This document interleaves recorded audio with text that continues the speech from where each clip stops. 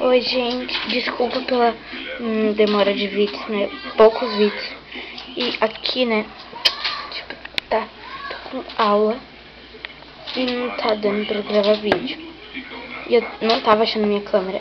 E, enfim, eu fiz um hairstyle, né? Legal. Desculpa pelos barulhos aqui, né? Minha cadela, tá? Tá, e agora, esse aqui é um mini aviso e mais desenho. E mais alguns desenhos.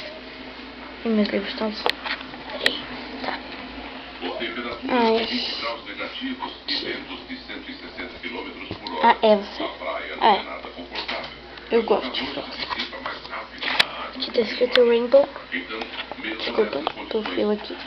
A Rainbow. Esse desenho tá lindo, eu acho. A Twilight. E peraí. Sunset. Gente, eu vou colocar assim. Meu Deus, aqui tá quase caindo. Vou colocar no meu colo. Ok. Tá errado. Eu em Sonic. Essa pônei aqui. Desculpa aqui a minha mãe, né? Meu pai. A minha amiga Vitória. Eu que não terminei. Eu fiquei com preguiça. Sabe o que é, né? Também.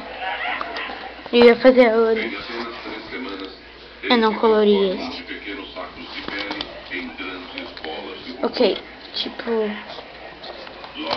eu não... às vezes eu não colori alguns, né? E nem terminei. Desculpa. Tipo, feito aqui tem uma menina que se chama Megan. Curtam desenhando pôneis. Quer dizer, desenhando MLP, PPG e etc. Tá. Aqui, né? Uma potrinha, né? Eu fiz meu primeiro desenho de 2015. Pirate, que é a filha do Spike com a Harriet. E a Rainbow Soarin, que é com Soarin e a Dash. Ok. Desculpem pelo desenho, mas foi meu primeiro desenho de Finish a Fred. Minha Chica ficou horrível.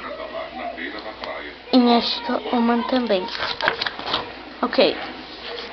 Esse aqui ficou lindo, né? Eu achei, né? Minecraft Secret. Quer dizer, meu segredo assustador, eu acho. Meu Bonnie ficou horrível, né? Esse foi meu primeiro... não, segundo Human. Ah, olha só esse Toy Fred. Ele tá lindo, eu acho. A Toy Chica. E vai toda a Toy Chica. Ele é muito fofo, eu acho. A Garnet, eu gosto de Steven Universo. Gosto. Né, borrou. Eu não sei de onde borrou, mas tudo bem. Esse aqui é um desenho horrível que eu não